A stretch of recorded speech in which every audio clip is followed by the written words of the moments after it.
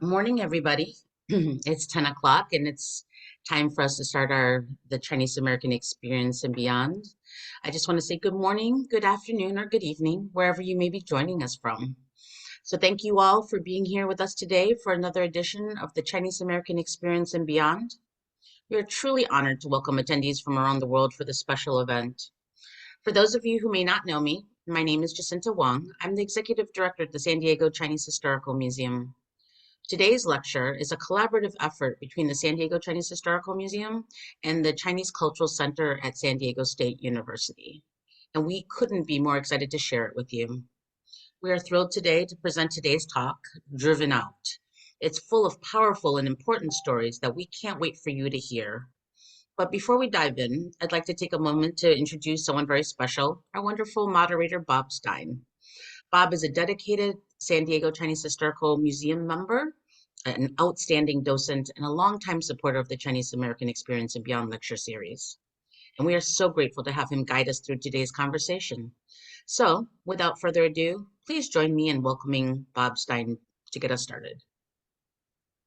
Jacinta, thanks as always. And I'm going to start with mentioning upcoming events. Next month, November 16th, I myself am going to present one in a series. I think this might be the sixth presentation over the last several years on Jewish presence in China. This one is going to be in the 20th century China, and it's going to be different from the others. It's not going to emphasize the Kaduri or Sassoon family. It'll be just an interesting talk and surprising to most people.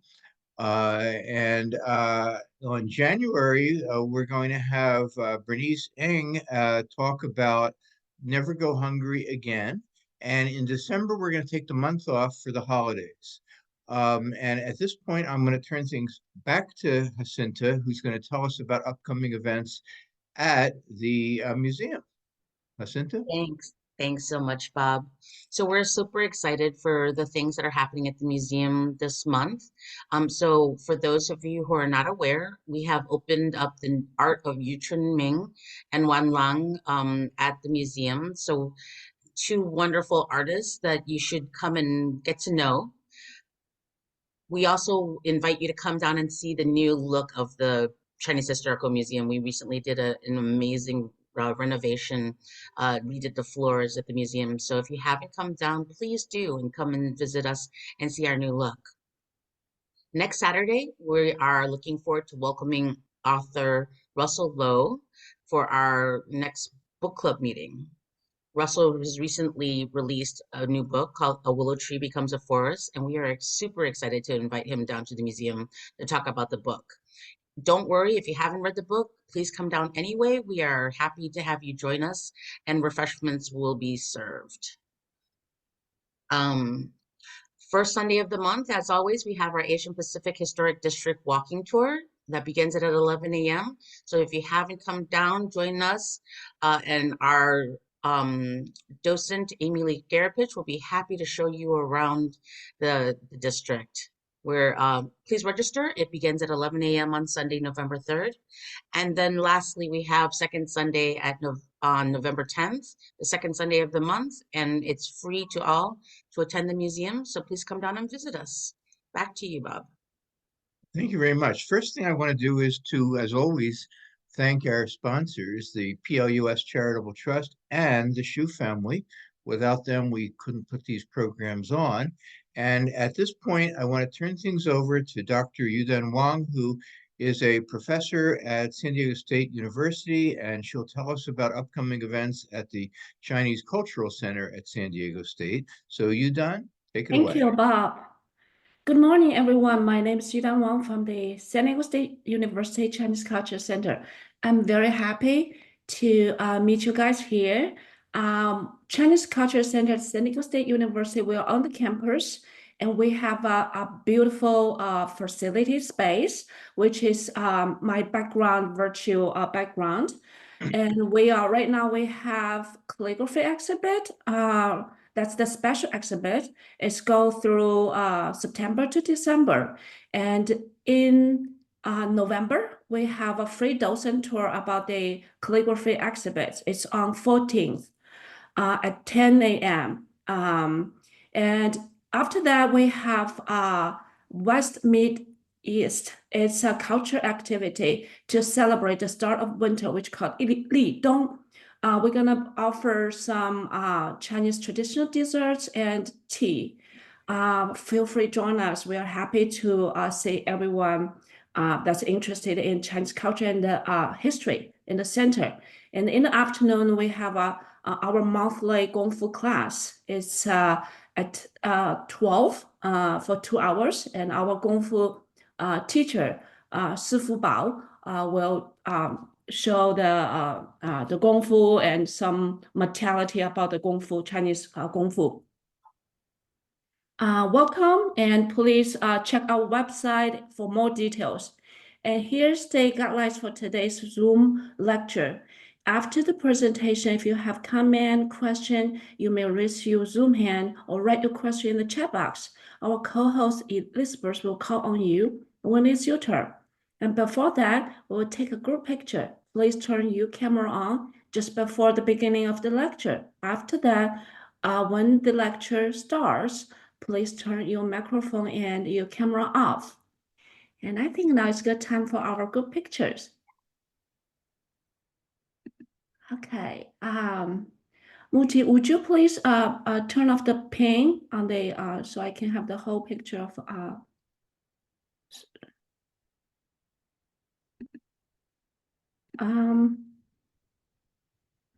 okay, hold on. Okay, here we go. Thank you. Okay, 1, 2, 3. Beautiful. And one more page.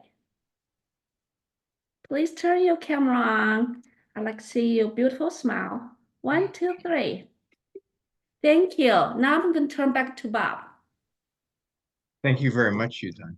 So we're now going to be hearing this wonderful talk, and very important as well, particularly in 2024 when we have all sorts of events swirling around the world related to lack of sensitivity of others who may be different from us. And it's amazing. We're seeing it in the United States itself, and Middle East, and we're fortunate to have Jean Pfaelzer with us, who had spoken as a discussant about a year or so ago when Katie Bish spoke, and she is a professor in English, Asian Studies, and Women and Gender Studies at the University of Delaware. She's a blue hen, which is the mascot. And she's the author of Driven Out, The Forgotten War Against Chinese Americans, and just recently has published her newest book, California, a Slave State. And she speaks regularly on issues of immigration on NPR and Pacifica Radio. And then we're very lucky to have Jim Lin, who's a retired math professor at UCSD, who in his spare time established Asian American Study Department at UCSD. And he actually taught not math, but Asian American history to a lot of the founders of the San Diego Chinese Historical Museum. So with that, I'm going to turn things over to Jean, and she will begin our talk, and Muting will be showing the slides. So Jean, so happy to have you.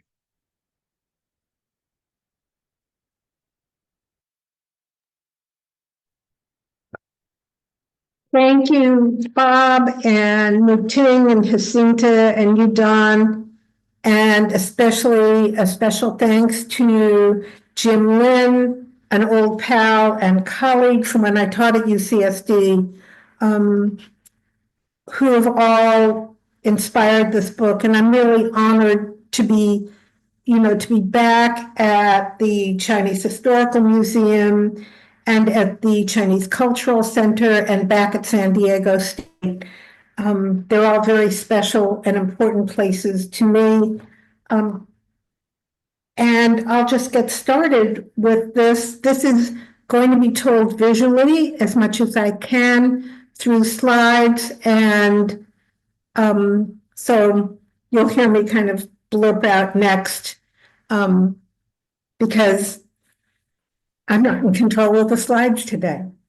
So again, thank you so much for welcoming me. I should tell you, I'm speaking to you from Cambridge in England, where I'm a visiting professor now. So I'm also very grateful to the technology gods who are making this smooth. It's all happening. Thank you so much. This Chinese calligraphy was drawn by a colleague of Wei Wang's for the book Driven Out: The Forgotten War Against Chinese Americans. The Chinese at the time called the purges of Chinese Americans Pai Hua, and the calligrapher attempted to represent that in this image. On the right side of your screen is an image of violence, of the sword, of rejection, of out, of push out. And on the left side is the notion of the verb driven, or to push, or to shove, but also the calligrapher embedded the idea of a hand. So the push out was very personal, it was very powerful and very intimate. When I show this, people who write and speak Mandarin and speak Cantonese all have different impressions and interpretations of what this looks like to them. And so I accept that this is a bit impressionistic. Next.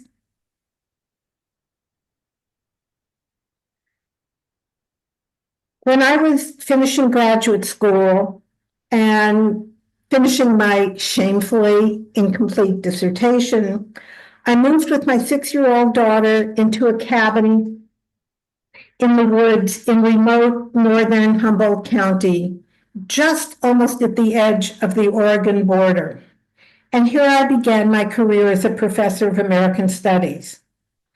From Big Lagoon, where I rented this little cottage, a community of empty beach cottages, damp in the gray light of a North Coast winter, daily I drove south, past the jagged rocks of Patrick's Point, which is at the far end of the screen, and the fishing village of Trinidad, past sober white egrets guarding the green fern prairies, oblivious, as I was not, to the 65 inches of rain which fall each year in the county, and finally climbing the hill to Humboldt State University, which is now Cal Poly Humboldt in Arcata, California, nestled in the redwoods between Oregon and the lumber and fishing town of Eureka. In the 70s, in this rural university, HSU, Humboldt State, a sister university to San Diego State, it had an unusual mix of white and tribal students. I was born and grew up in Los Angeles.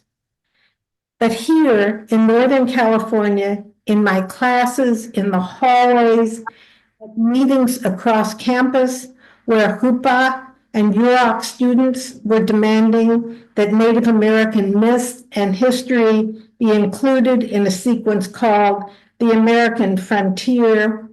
And then, towards the end of the Vietnam War, at nightly peace rallies, I noticed the complete absence of Asian students. When I asked about the missing students, many of my colleagues did not know, and some had not even noticed. But I heard from a local poet that Chinese parents wouldn't send their kids to Humboldt State because 100 years before that, all of the Chinese had been driven from the county. A year later, I left Humboldt to go and take a regular, fully paid benefits job at UC San Diego.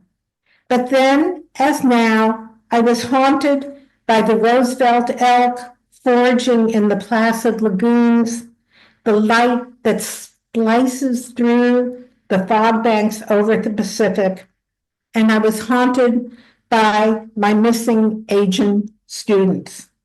How to find this untold history of racism that took place in this ethereally beautiful place, where for hundreds of years before the lumber companies arrived, indeed for 6,000 years, the Yurok called it Okito, or there where it is calm. I return each year, but as with other places of great beauty, I was disturbed by the history of violence that I believed was somehow embedded in the landscape. In my mind, the dissonance between the land and its history would not go away.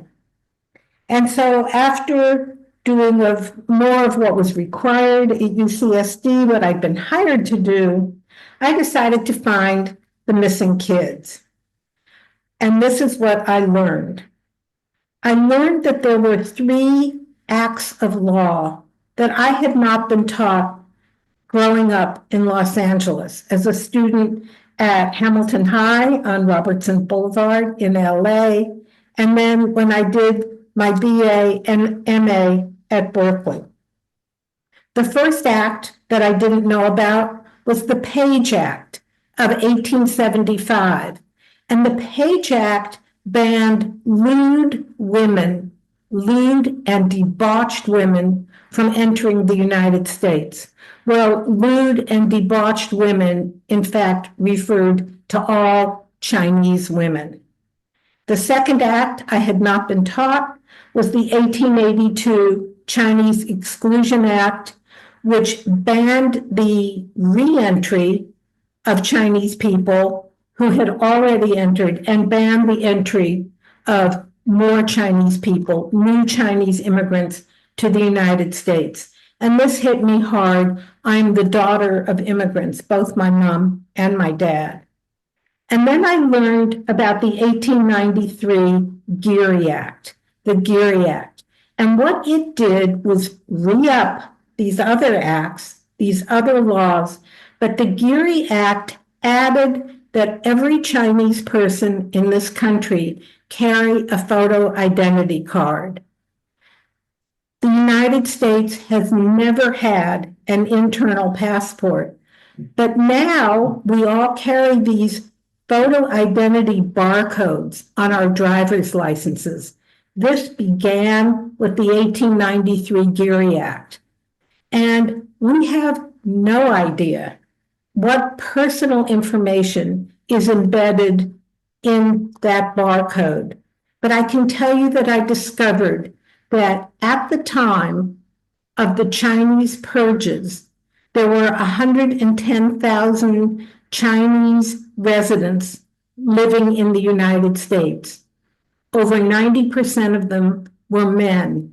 And when the Geary Act was passed in 1893, 100,000 Chinese people refused to register for the photo identity card that they would be required to wear on their person, carry on their body to identify themselves as immigrants, as Chinese. It was the largest, and I think even largest to date, mass refusal in the United States. So I came upon this story of purges, but it began with the information that they had been fought and that they had been resisted. And it demolishes every stereotype we hold about docile people, passive people, people who are marked as refusing to speak up. Next slide, please. On the first day of my quest then, rolling a clouded, this is before the web, microfilm reader at the Bancroft Library, there on the front page of the Alta California newspaper, I quickly discovered that the story was much larger. And I said to myself, this isn't just a story of what happened in Humboldt County, in Eureka. There goes Seattle, there goes Tacoma, there goes San Jose, there goes Truckee. there goes Fresno. And I began to follow the footsteps of thousands of Chinese people who were violently gathered, loaded onto railroad cars or steamers, forced onto logging rafts, marched out of town, or killed. From Seattle to Oregon to California to the Rocky Mountains, from the Canadian border down through the Central Valley, down to Los Angeles, and as far east as Wyoming. This is a map that I made. I took a late 19th century map and splotched it with little red dots, and it came to over 200 purges, 200 Pai Hua in California alone. And I know that because I had to go back to Office Depot and buy some more little red dots. So you can see that there's more clustered in Northern California, clustered in what would have been the gold rush country, clustered along the coast, up through Seattle and down to San Diego. Next slide, please. In Eureka, in Northern California, I've had the honor of meeting and becoming friends with a local Chinese poet, Darrell Yi Chin, and he writes, "Does the land forget? Does the land deny? Does the air remember? How do we talk without words?" And today, I'm trying to find the words and using images too to help us remember, help us choose not to deny, help us choose not to forget. Next slide, please.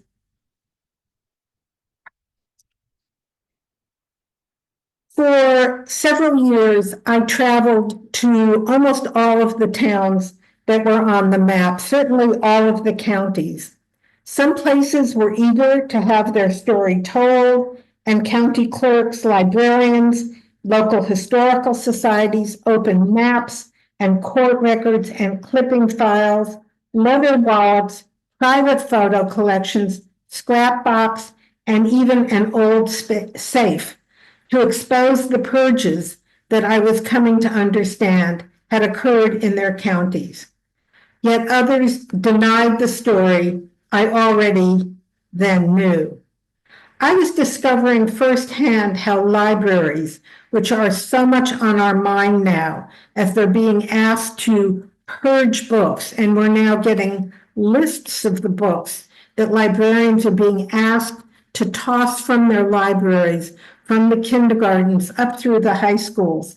Books that so many of us, like Jim, fought hard to have included are now being tossed into dumpsters. I was discovering firsthand how libraries work toward exposure or erasure, revelation or repression. So what happened? The first Chinese men to come to this country came with the gold rush very quickly in 1849 and 1850. Sometimes they came well ahead of white people who had to travel across the plains or cross Panama, the jungles of Panama. There was no Panama Canal yet, to get to the gold rush. And Chinese people came for the same reason. Hundreds of thousands of people came from all over the world for adventure, to find gold, to get away from home, to grow up, and to make it rich.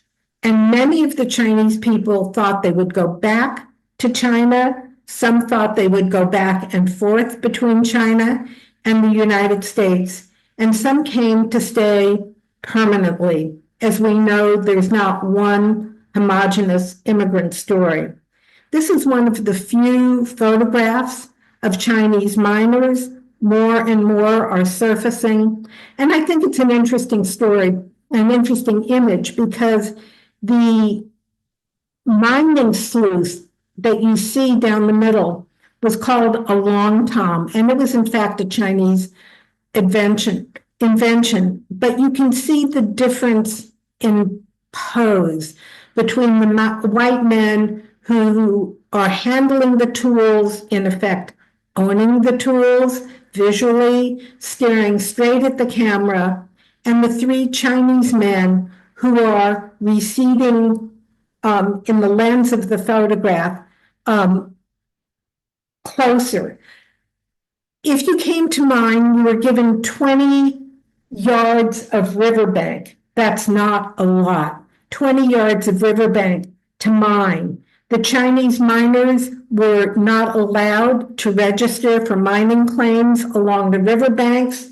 They were shoved further away from the rivers where the gold was, where the gold dust was. And vigilantes would ride through the gold fields and chase the Chinese miners off of the riverbanks, burn up the Chinese tent camps, attack the Chinese, and the Chinese tended to retreat from the gold fields without making the money that others were making. California was sending $1.5 billion east every year of gold from California. When California wants to become a state, there are a lot of issues. Would it be a free state or a slave state? But sending that much money east, there was no doubt that California, with the gold, would be admitted into the Union. Next slide, please. One of the ways the Chinese were driven from the mines was the foreign miners' tax. The Chinese had to pay an extra tax in order to mine. That's not counting the vigilantes that assaulted them.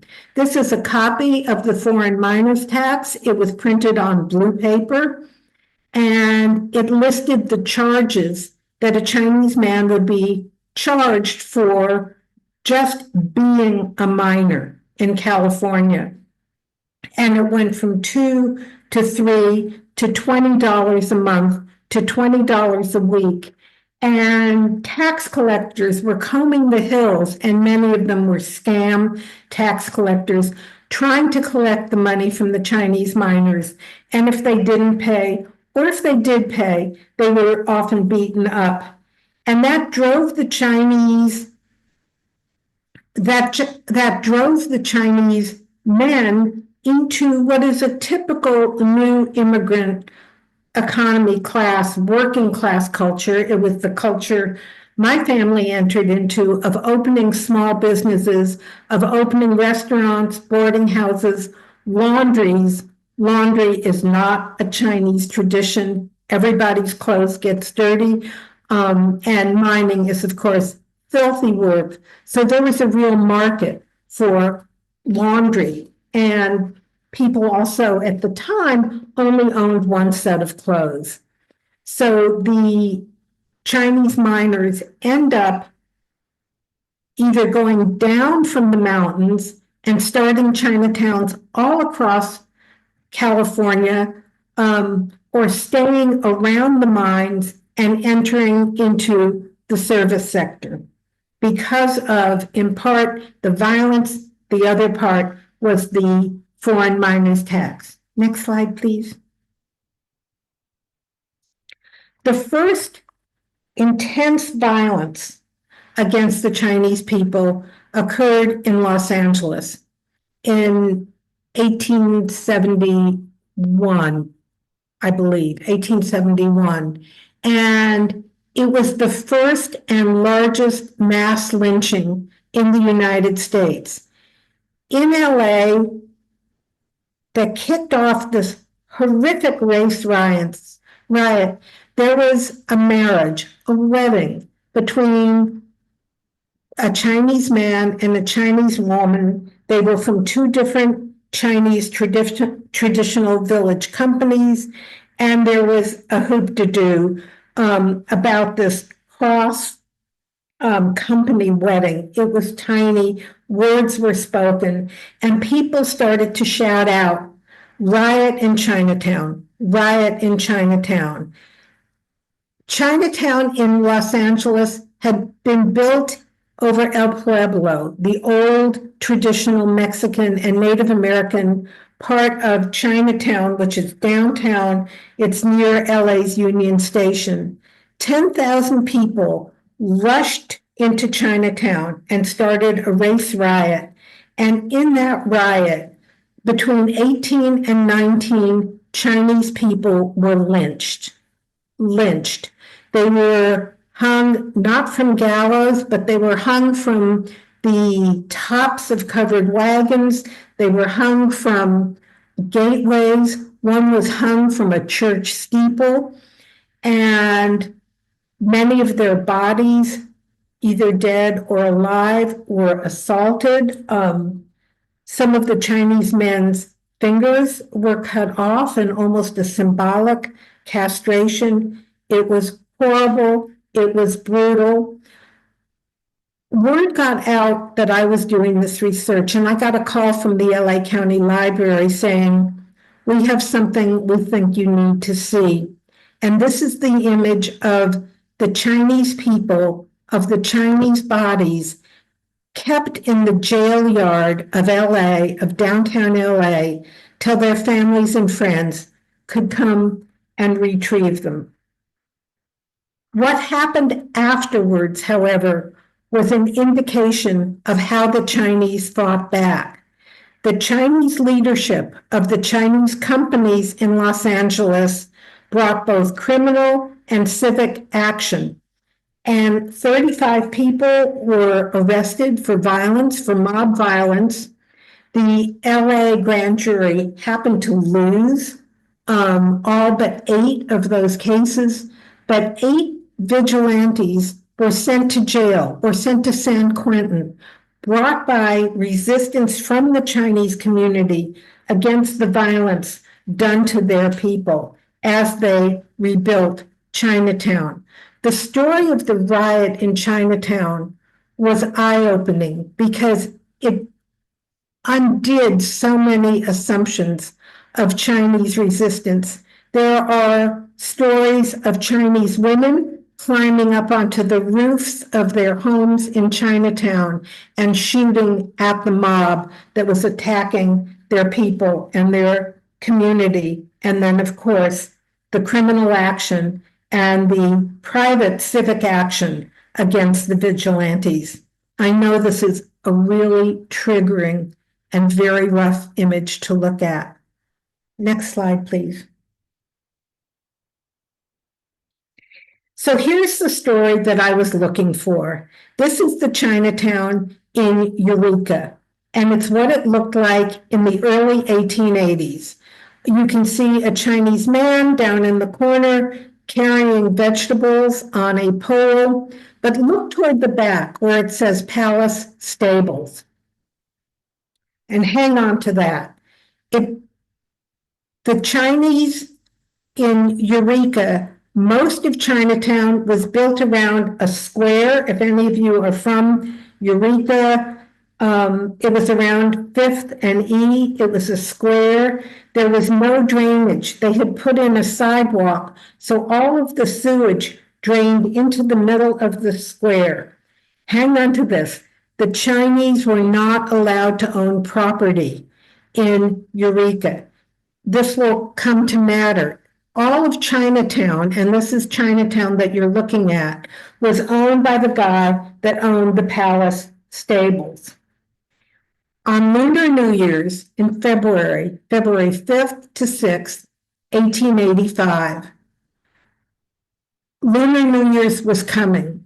The Chinese people said, "We know that gamblers are going to come up from San Francisco and start violence in our community. And we're asking for police protection, just like everybody else asks for, against the violence that we know is going to come into our community."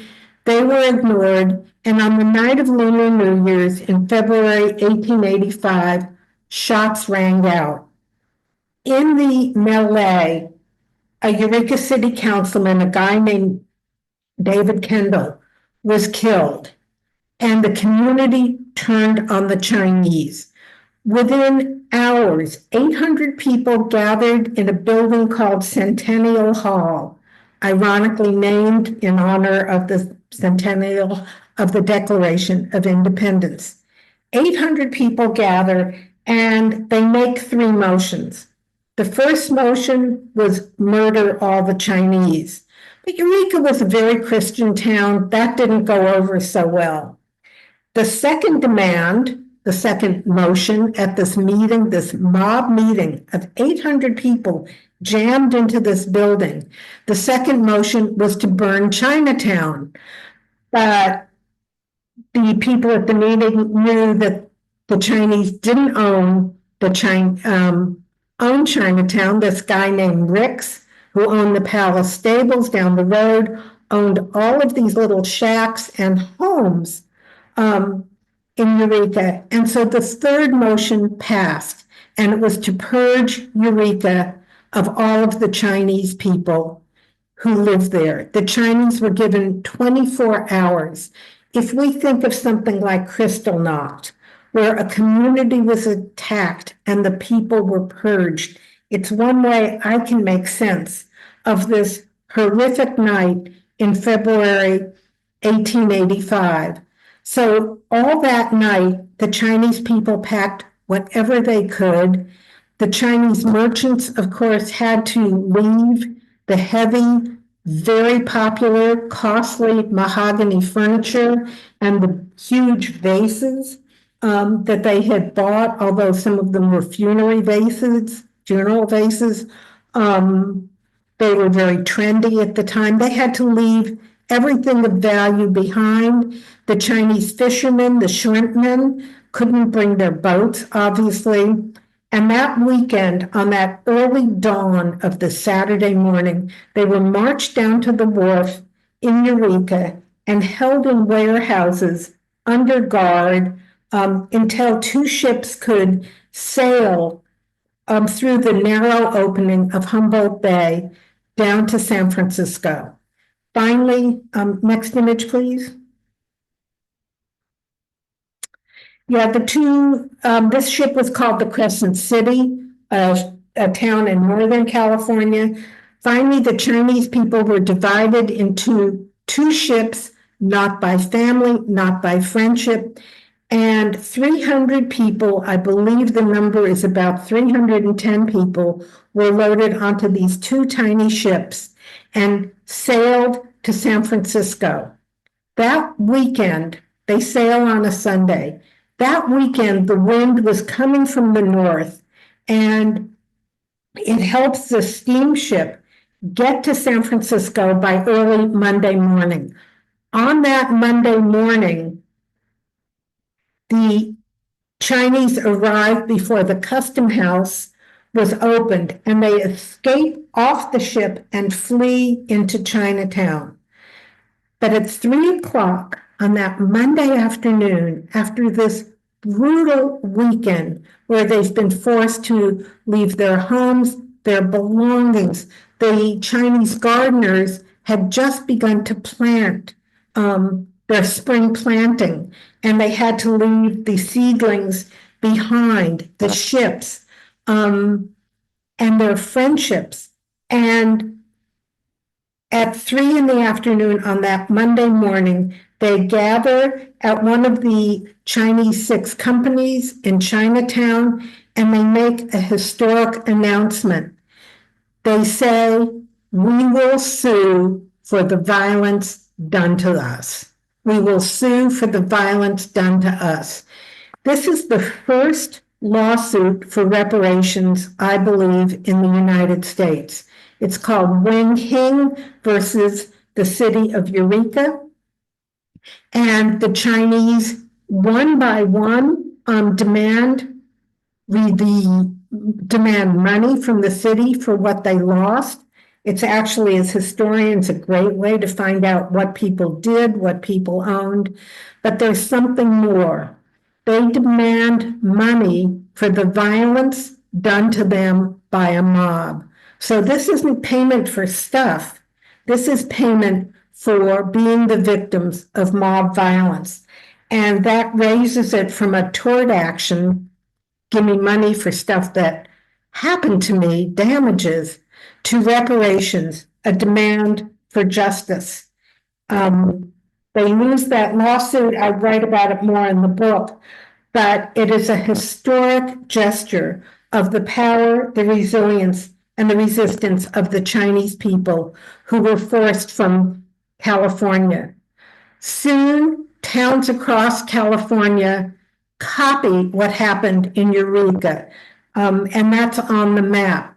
Truckee, Sacramento, Stockton, Fresno, Los Angeles, some that didn't. Marysville was able to protect, and the Chinese community endured in towns like Marysville.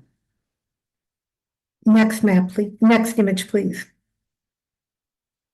This is an image of a brochure put out by the Chamber of Commerce, and it's a pitch to get working people, white working people, to move to Humboldt County. Without the Chinese people, Humboldt lost its laboring class.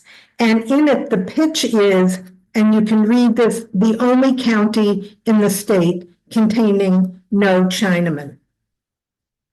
Next, please.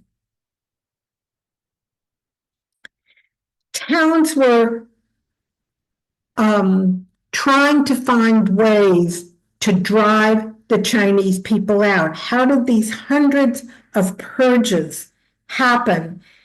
It gets transmitted by the telegraph. The telegraph had just come through across Northern California, and the telegraph operators union, and I can tell you, I come out of the labor movement. I am very pro-union, but the telegraph operators union at the time was very racist, and they're staying up all night going click, click, click, click, click, spreading and exaggerating the racial rumors of these purges. It reaches the town of Truckee. Now Truckee's becoming kind of a shishi ski town up in the Sierras. It's got great fishing, beautiful hikes, great skiing, but it was the site of the other method. So the first method was called the Eureka method. The second method was called the Truckee method, and that was to starve them out. If you lived in Truckee, you weren't allowed to have, and this was the word, any intercourse with any Chinese person, which meant you couldn't rent to a Chinese person, hire, shop from, communicate with any Chinese person. Truckee then, as now, was a railroad town. And over the next 6 weeks, as the trains came through every evening, more and more Chinese people were shoved onto the train and sent out of Truckee down the mountains, and again, more and more people from Truckee, and most of them were working for Crocker. They were chopping wood for the railroads. Many of them spread out across California and become the founders of the first Chinatowns in California. And so their motto was starve them out. That's the Truckee method. Next, please. This is how it happened. This was a poster I found in Crescent City. A mass meeting of the citizens of this place will meet at 2:00. This is a year later because they're going to celebrate the purge of the Chinese from Eureka, and they're going to meet to find a lawful means of ridding Crescent City of the Chinese. It's the only poster like this that I found. Next, please. How did this happen, and why did this happen? There were a series of cartoons published in, most of them were published in Harper's Magazine. There's a website. Most of them were by a guy named Thomas Nash. I had the honor of one of my graduate students at Delaware has put up this massive website of all of the Harper's cartoons. You can Google it. And I'm very leery of showing racist cartoons, but I wanted to show this one and just this one.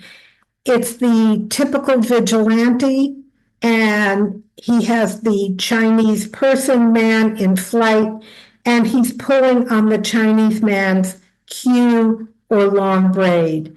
By this point in the 1880s, the queue was going out of fashion in China, in Chinese men, but many men kept it in the United States as a symbol of their affiliation with being Chinese, a tie to China in honor of their heritage, and it was marked as feminine, vulnerable, weird, different, and you have endless cartoons of a frightened Chinese man with a white man. This guy, he is armed. You can see his knife, his boots, his his early toxic masculinity, going after the Chinese man, and the Chinese man's clothing also was stereotyped to mark them as feminine. It was loose, it was flowing,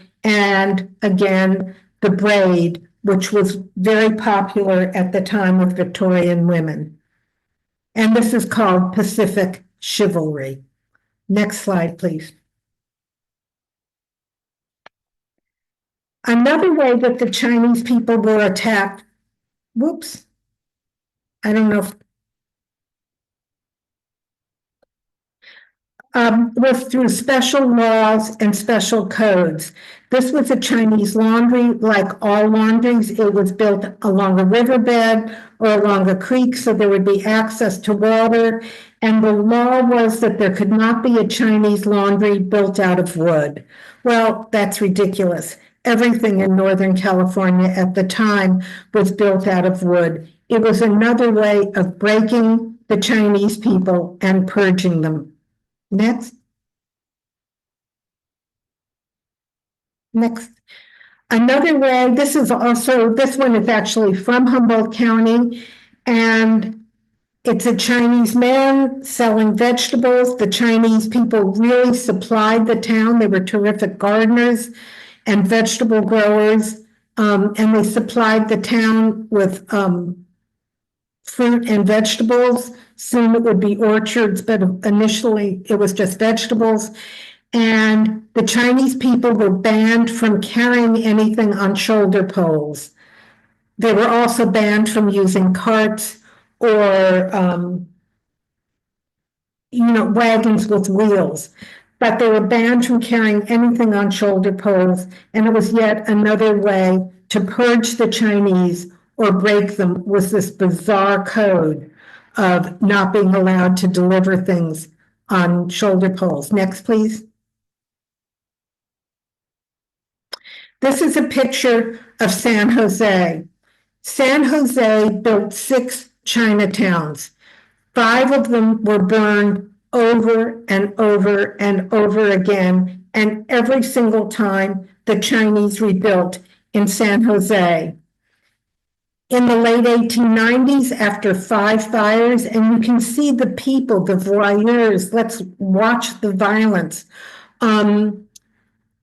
After a few years, the Chinese decided we will build in brick, and they hired the architect who was just designing the new city hall, and they buy the land, or it's donated to them by a German rancher, and they build a Chinatown smack facing with the same designer, the new city hall, but they built little teeny openings into it so that they could protect the people, all of the farmers, the ranch hands, the gardeners who lived outside of San Jose, came into town to pray, to go to the Chinese opera, to gamble, to see each other. And so they had these narrow little doors to guard and protect Chinatown. The cops were in on it, and they admitted violent people into Chinatown. And the Chinese people of San Jose filed the first lawsuit against police violence against them as a racially targeted group. And that's filed in San Jose against the city for allowing the violence against them encouraged and tolerated by the police. Maybe some of you who are from San Jose know the historian Connie Young Yu, and her grandfather we found on the day we met, and I brought her a copy of the lawsuit, and we found that her grandfather was a party to that lawsuit. Next, please. The Chinese story is gendered. There is the men's story and the women's story. I really don't know of any other history in the United States that's quite as gendered.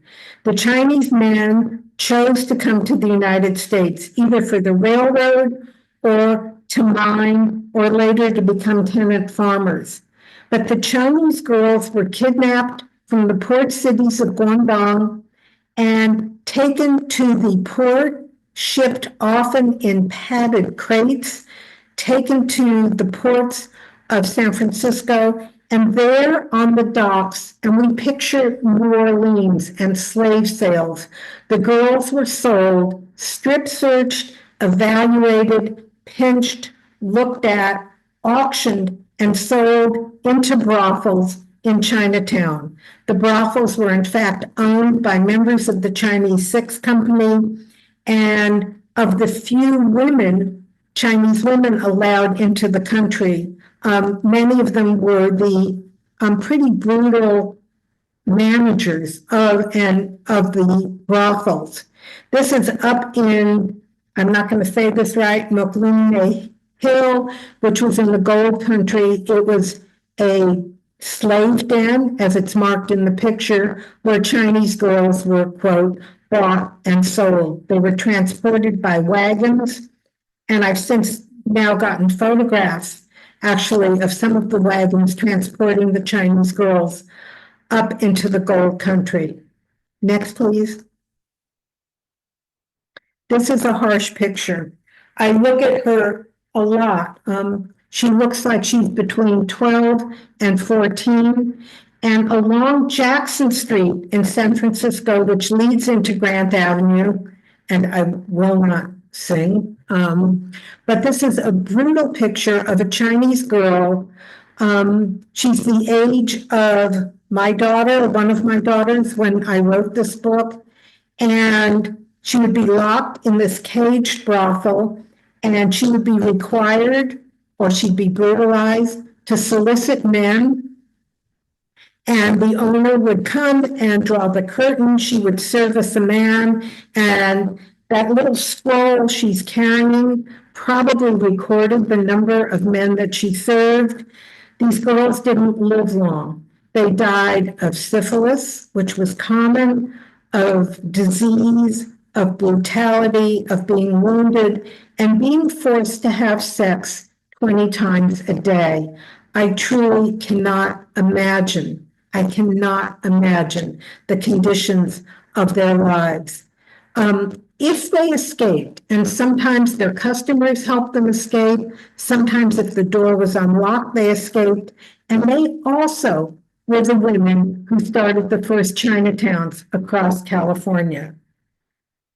Oh, next picture, please. This is an enslaved Chinese prostitute taken up in Humboldt County in Eureka. It's a weird picture. All of these photographs are now at Yale. The Beinecke Library bought the collection of Peter Palmquist, a photographic historian who has tragically passed, but he had an amazing collection of early Chinatown. Yale Western Americana collection has bought all of them. It's unfortunate. It's fortunate that they're well preserved. It's unfortunate that they're in New Haven, because Western people, it's very hard, it's very expensive to hang out, to study, to use these materials at the Beinecke in Yale. Anyhow, this is a portrait of a Chinese prostitute in 1885. So this would have been just at the time of the purges. There is so much weird about this photograph. For one thing, her legs are showing. Victorian women did not show their legs. This could well have been an advertisement for her as a prostitute. Second weird thing is her feet are bound. Very poor women who were sold into prostitution would not have had their feet bound. You couldn't walk, you couldn't run, you couldn't do work with bound feet. You would have needed servants. So that doesn't make sense. The other thing that's weird is who would take this? This is a studio photograph on a chaise lounge with her hand very gently holding her face. But look at the chrysanthemums. At the time, and I think I've magnified those flowers. I think those are fake chrysanthemums. And there was a whole business in, silk flowers. Maybe she chose that to be there because at the time that they were a symbol of Chinese purity. Or a worse interpretation, they were selling her over and over and over again as a virgin. Next picture. We don't have the whole picture here. This is a picture of some Victorian women. As a photograph, it's bracketed by men. The Chinese man with the pole brackets these two Victorian women who are looking with sympathy at these little Chinese girls. Is there any way to get all of the picture? And they are being held by a Chinese man. So it's kind of a picture of sympathy. It's okay. It would be towards the bottom. It's okay. They're in the book if you're interested. They're looking at the Chinese girl who would be sold into prostitution with pity, with sympathy, but we don't have a clue of rage, of action, of what they're going to do for this little girl. Next picture. I included this just so you could see it. This is a picture of the earliest Chinatown in Sacramento. People were poor. They came down from the mountains without anything, often without the mining equipment even that had been stolen from them. Next picture. So in 1893, and we mentioned it, Congress passes the Geary Act. And this is one of the photo identity cards. They're sort of starting to surface now. They're hard to find. There are very few at National Archives. Connie Young Yu keeps her grandfather's photo identity card on her at all times in his honor. And this is a picture of a Chinese woman. She would have been a field worker in Hawaii. And it's her certificate of residence. Finally, the 100,000 people who refuse to carry the photo identity cards, the gesture is broken. China pulls back the money to support this gesture. Thousands of Chinese people are in jail. The judge in LA is dishing out citizens' arrest warrants. So people are going into the fields around Fresno, tearing up the Chinese tents and arresting. I just got a notice from Jim that my sound is muffled and echoing. Can you hear me? It's not ideal, but it's perfectly okay. I think you can just continue. Should I continue? I'm so sorry. I don't know from what end this is happening. Well, it's not perfect, but it's perfectly okay, Jean. Just continue. This is a great. Okay. Next image, please.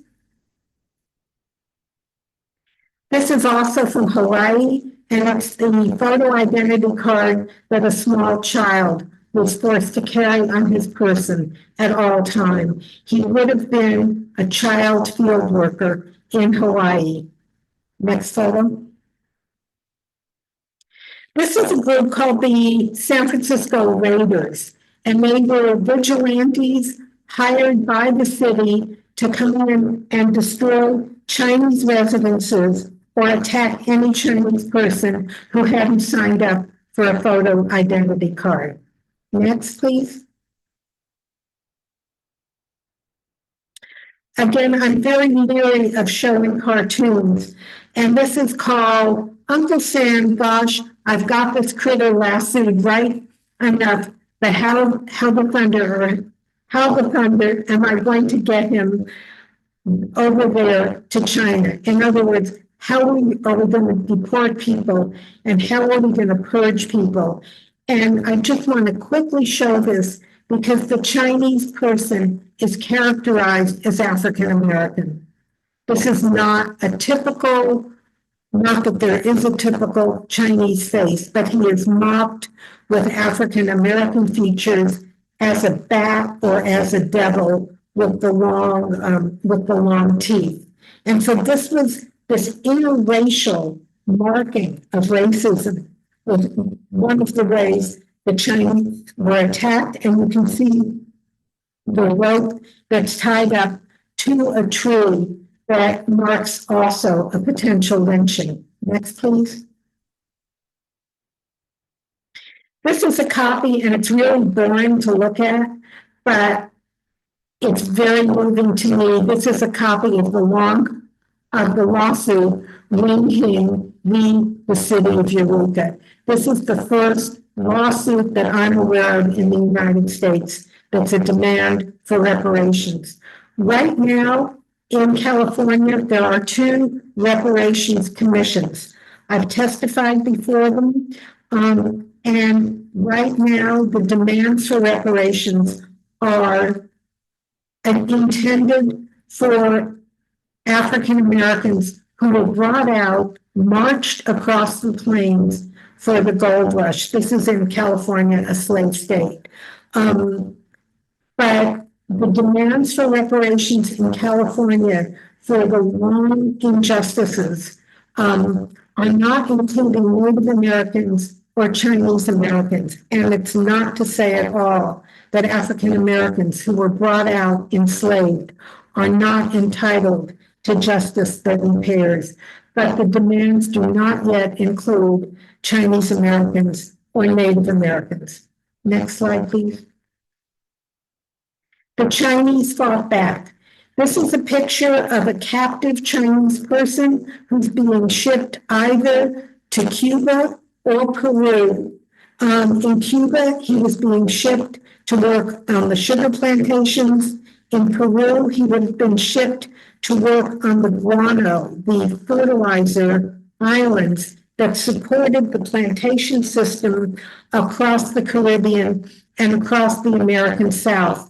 Why I've included it here is because I have found, and this is part of the work that I'm doing now, I found about 100 Amistades, Chinese Amistades, where the Chinese enslaved captive men who are being transported to do field labor or to dig in the guano islands, fertilizer islands, where they would only live 4 or 5 months mining fertilizer, inhaling it. They rebel and they meet me on the ships. And we hear the story of the Amistad and the African American rebellion. But I found almost 100 Chinese mutinies on the slave ships transporting Chinese people to the Caribbean to support Southern plantation farming. Next slide. Why did this happen? Part of the excuse was that the Chinese were competing with white labor for jobs.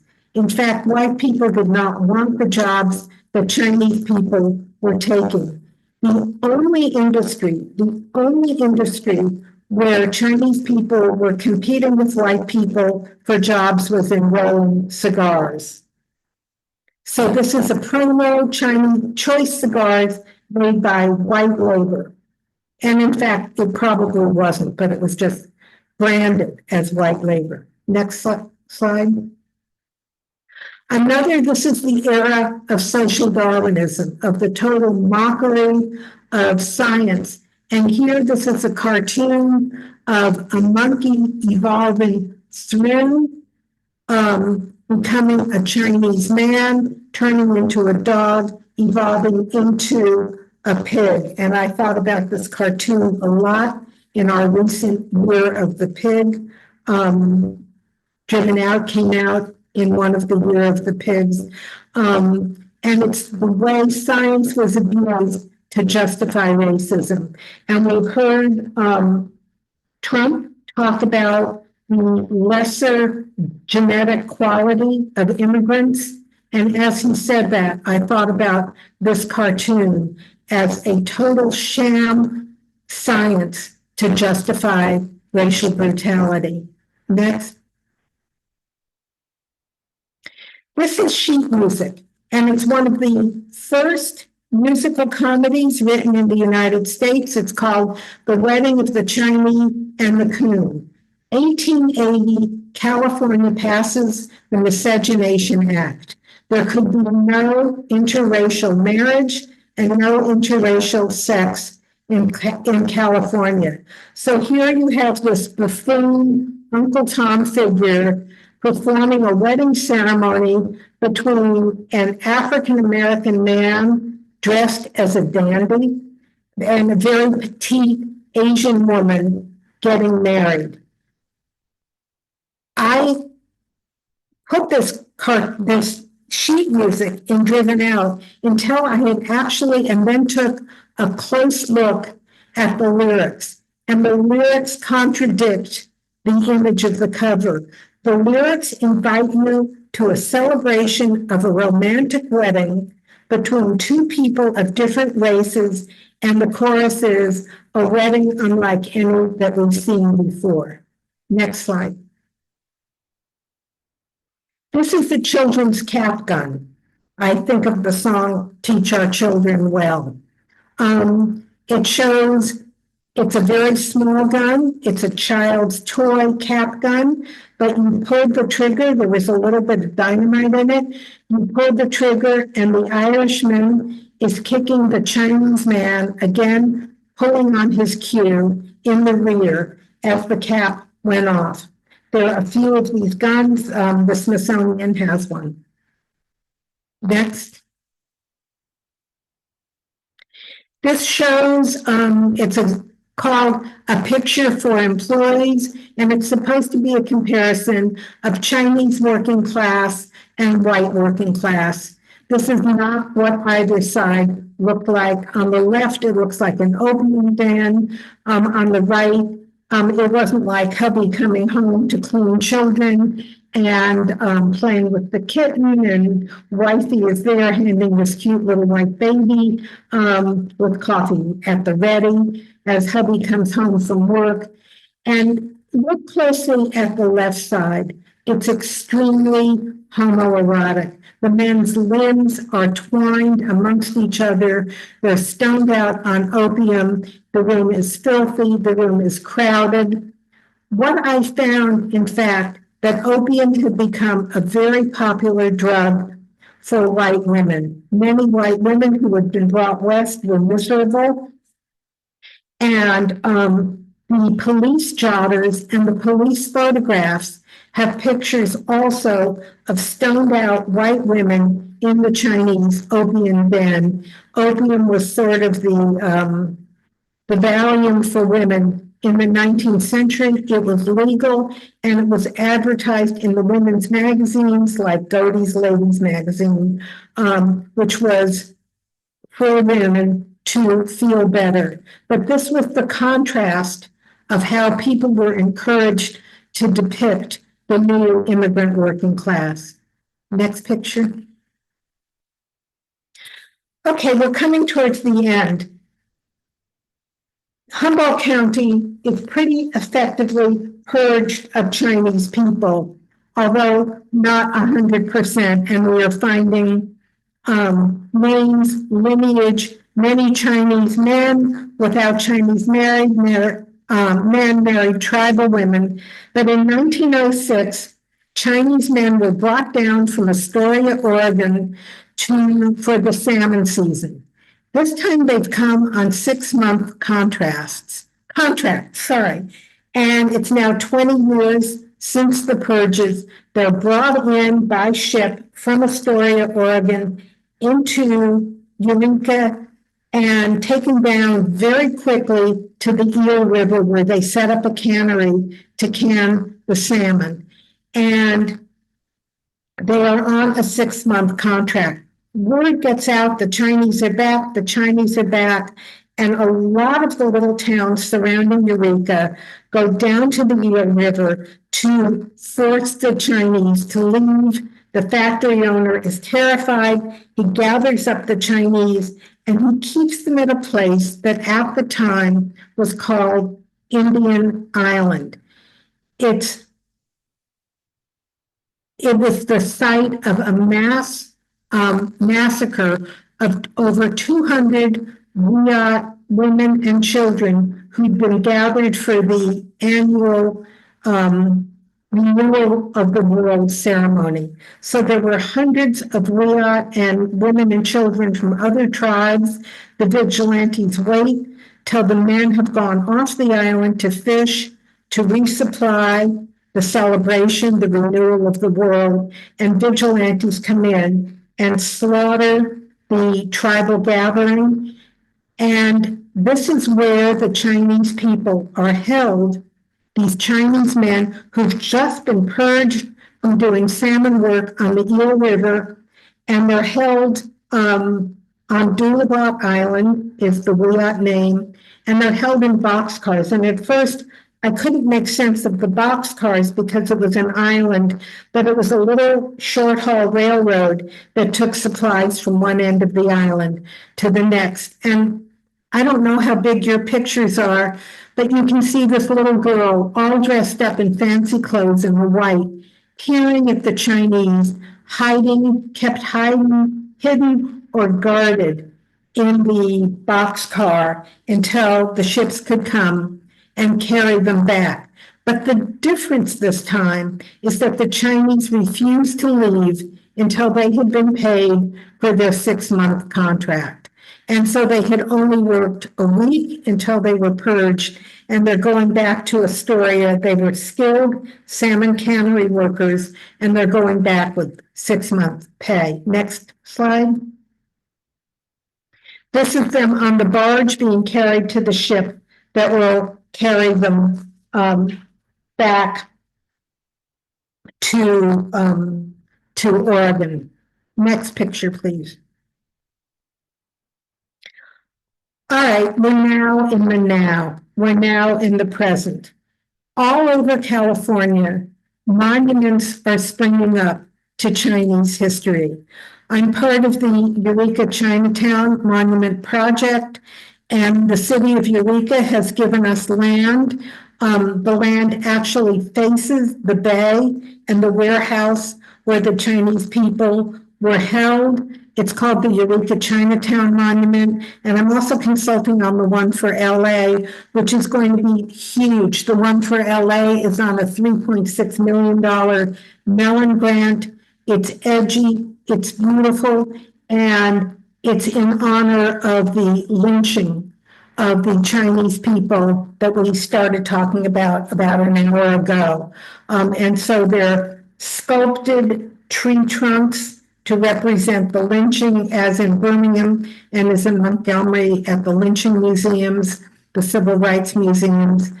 We have a river in blue tile that's going to mark the beginning of hope, and it ends with return and the return of hope.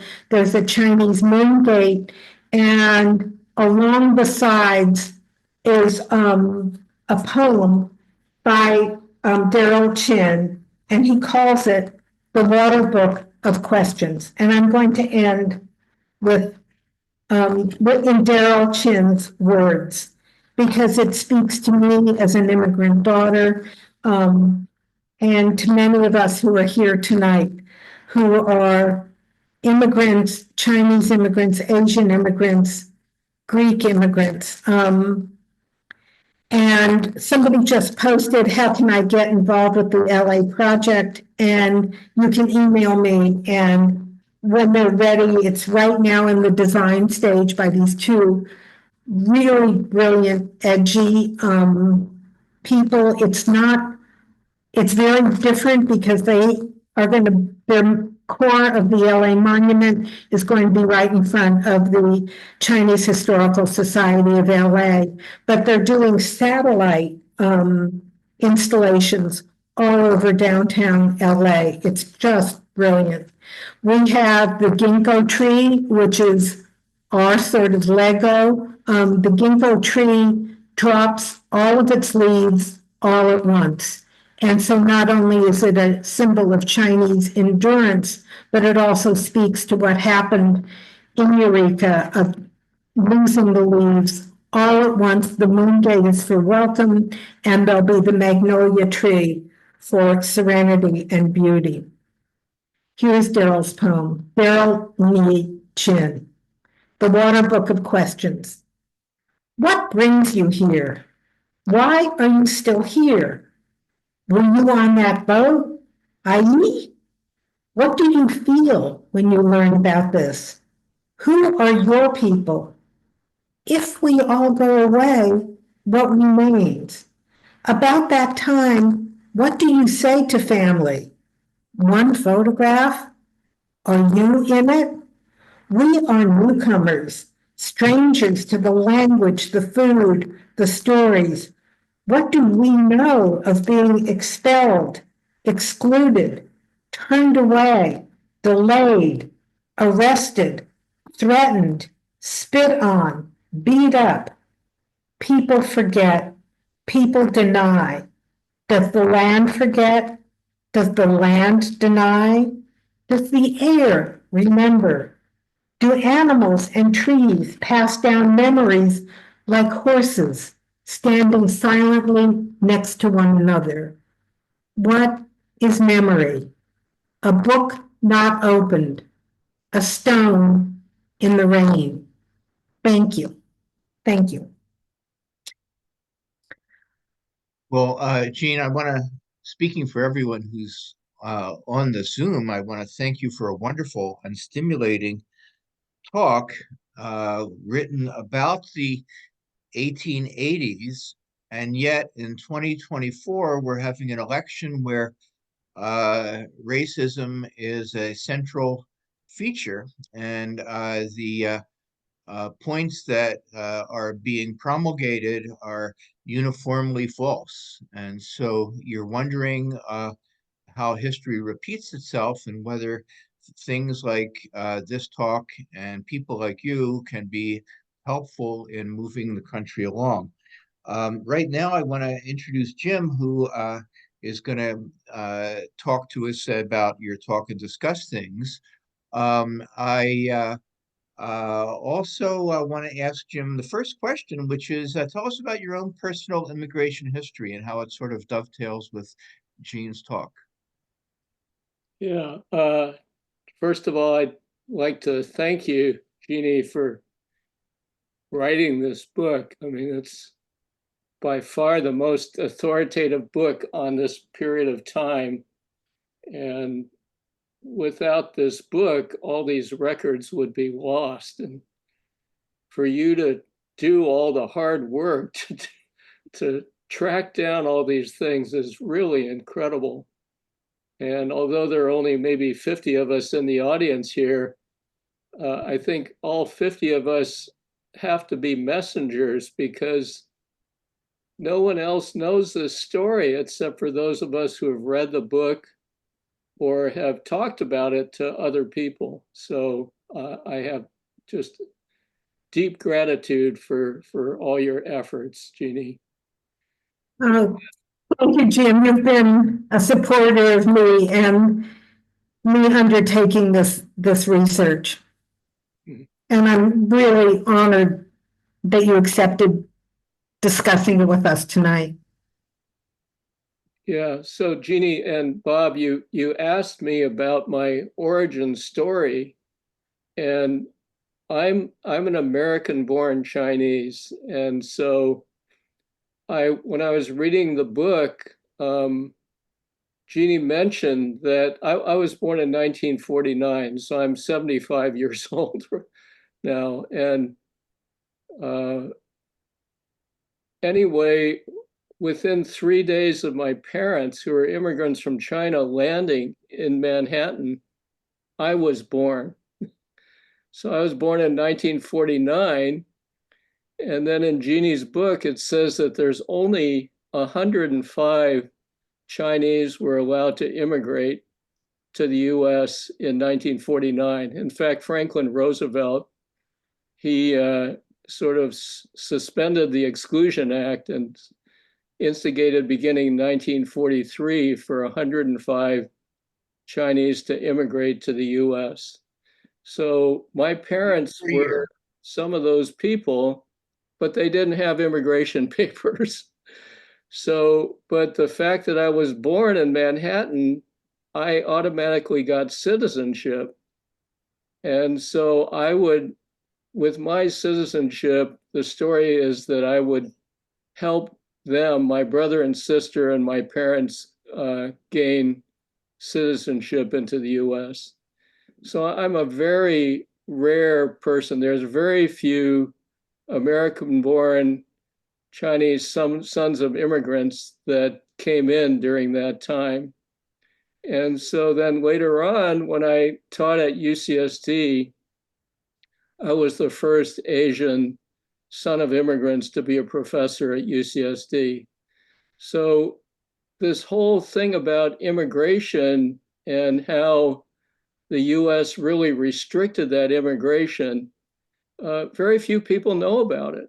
And also the general idea that this history has been invisibilized is a common thing. Very few people know. I don't know if those of you in the audience know your immigration story and how you came. Some of you are sons and daughters of many generations of Chinese, but my story is kind of the different one of being American born and having immigrant parents. So anyway, that's my story. And I'm wondering, sort of a general question that Bob has mentioned and Jeannie's mentioned, is how are we going to tell this story to the next generation? My daughter's in the audience. She's listening to this talk too, Christy, who's Jeannie has met as well. And we have now ethnic studies is going to be taught in San Diego. They're going to do that. And there's all these questions of how it's going to be taught. How are we going to pass on this message to others that the US government has communicated to us through laws, through federal laws, that we don't belong in the US. And that's all being blocked. And I'm sure in Florida, this kind of information would be banned. So we, as Bob says, we have an election coming in November. And somehow the story has to be disseminated in some way. So I'm just opening it up for discussion, or, maybe Jeannie, what do you think of this? Well, I mean, I think right now, I think it's really urgent, working backwards, that people vote. I think that the history, most concretely, of your work at UCSD, many of our work and teaching and scholarship to tell the stories that haven't been told before are in danger of being banned. I think university administrators are terrified that what happened up at Humboldt State, which was really a totally peaceful protest around Palestine, was designated, a violent mob, which the only violence was somebody putting a folding chair on a lawn and, maybe messing up the lawn. This was the level of alleged violence. And yet it's being used as a way to shut down the programs. I spent my career, you've spent your career, what's happening at San Diego State, the assaults on Native American studies, Asian American studies, Latino studies are happening under the banner of protecting schools against violence or shutting down debate. And as we know, this is very sober and complicated debate that's happening right now, and the schools are the exact right place for these debates to occur. And we work very hard. So, my not very original view of this is that we have to take this election extremely seriously, and not just at the presidential level, but also at the local level of school boards, city councils, and to make sure that our stories get told. They're not just victim stories. They're heroic stories, and they're stories people can attach to. And they're stories of coalitions, friendships like yours and mine, that go back decades. So I think that we're in a very dangerous time, and sometimes it's easier to vote if you're feeling hopeful and optimistic and energetic. But I think we have to be extremely hardworking, right now for that. I have my family was allowed in because they were white Eastern European immigrants. Well, my mom's from New Zealand. I haven't figured out how my family was allowed in, but my dad's family was, Eastern European immigrant and was welcomed. This country needed a working class to produce the very profitable industry that's happening finally after there was a serious depressions after the Civil War. Nobody knew what to do with all that stuff, with the factories and the clothing. Some of it worked out, like all the tinned food that was produced to feed the soldiers in the Civil War turns into the cannery industries. And then the economy revives again. We know how wars create inventions that then can be repurposed, like tinned food. Jean, may I ask you a little tiny question? The hour is getting late, and Yeah. but I want to quickly ask you about the Wing Hing lawsuit. I'm guessing that Wing Hing lost. Is that correct? When he loses, and when he loses for a crazy reason. There were about 130 people in the Wing Hing lawsuit. Interestingly, two of them, and we know this now from the census, were unfree prostitutes, and they have the guts to claim the damage done and the things that they had lost. And what happens to Wing Hing is that it's thrown out on the grounds that there is no tax record of what they owned. But then there's no tax record. You go out and buy a refrigerator, there's no tax record. Somebody comes in and steals your refrigerator or steals your wedding ring, there's no tax record of the value of that, even though it might have been destroyed or stolen. So what the Chinese are demanding, because they couldn't own property, the judge says there's no tax record of them having anything of value. When they had shipping, fishing boats and plants in the ground and valuable merchandise or less valuable, it's their stuff, but he throws it out on the grounds that there's no taxable record for it and it's thrown out. But it was on very weird terms. And it was really a scholar, African American philosopher and provost at Penn Law School, and a Chinese tax attorney, and we're sitting there with this lawsuit spread out on the living room floor, looking at, its terms. And actually, the lawsuit is up now, copied, I believe, on the EurekaChinatown.org website, so other people can get at these archives. But in it is the language of being attacked for being victims of mob violence. And all my legal friends, including my husband, who's a judge, who can read this stuff, and I can't, were able to identify that as taking it out of the grounds of a demand for damages, but by being the victims of mob violence, raises it to a demand for reparations. But indeed, it did lose.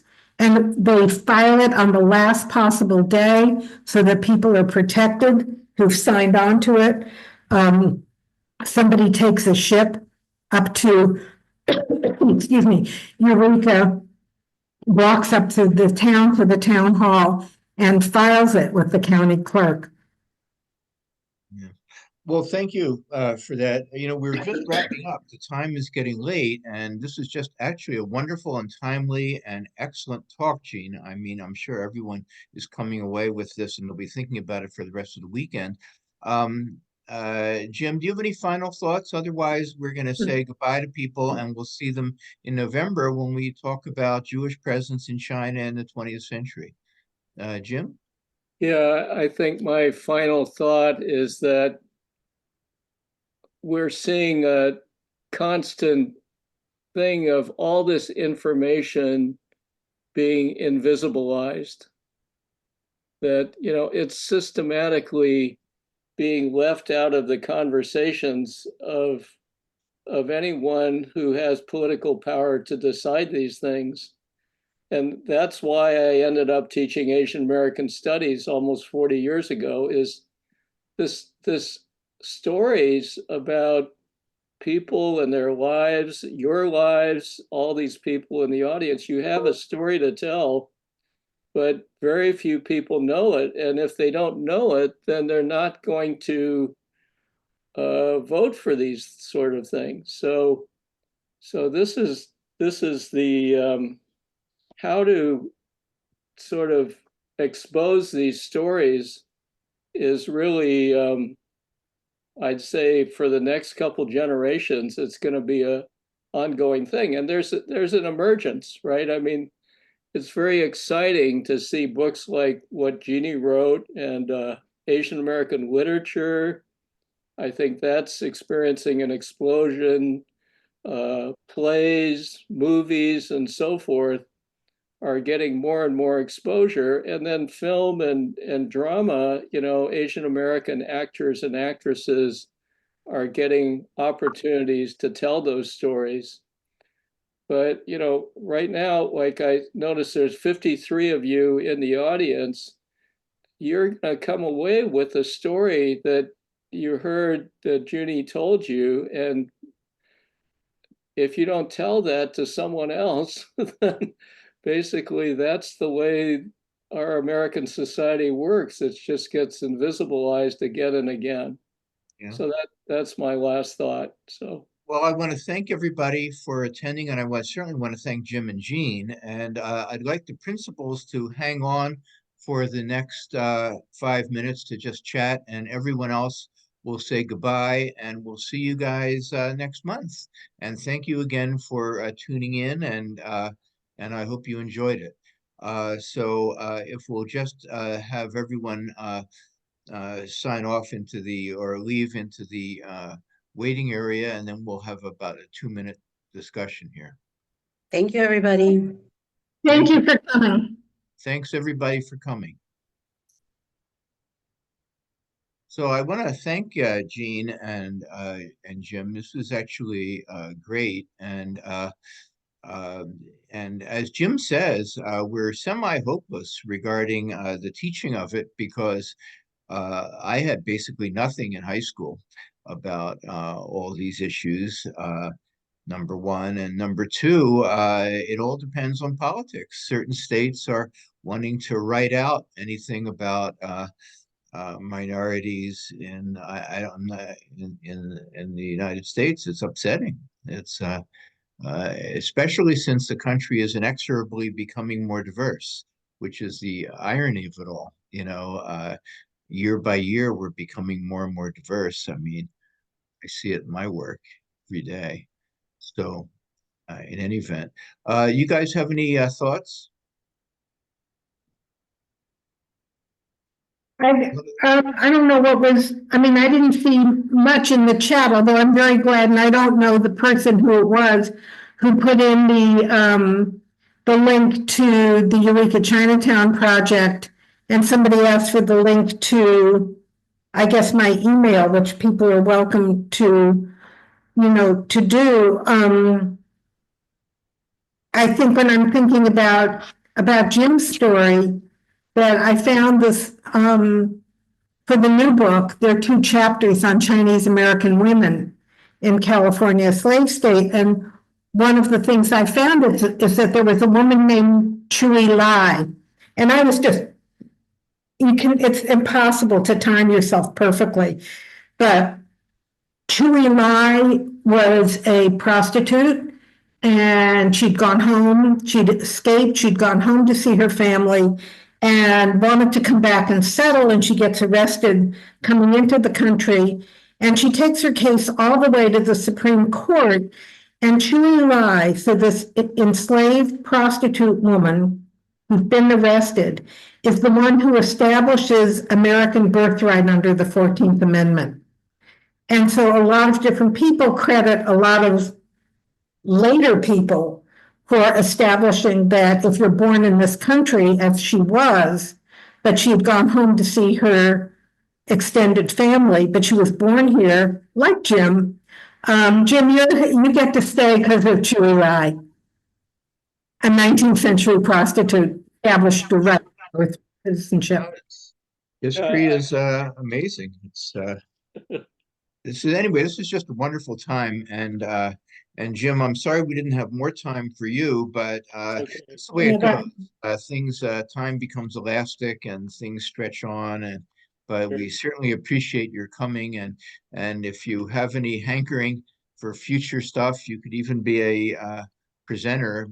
Just feel free to talk to me or to Lily Chang about that. I'm sure you would easily be able to have a wonderful talk of your own if you like.